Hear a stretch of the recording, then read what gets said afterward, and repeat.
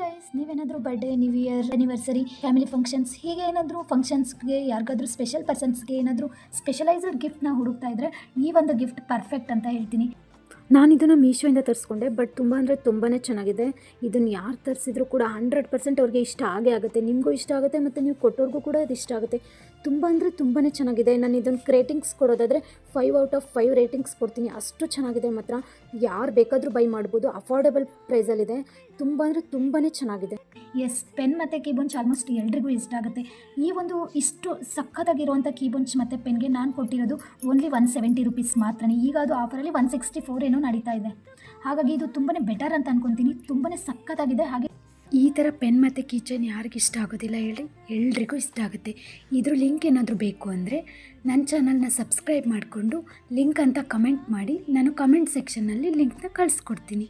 Okay, thank you for watching.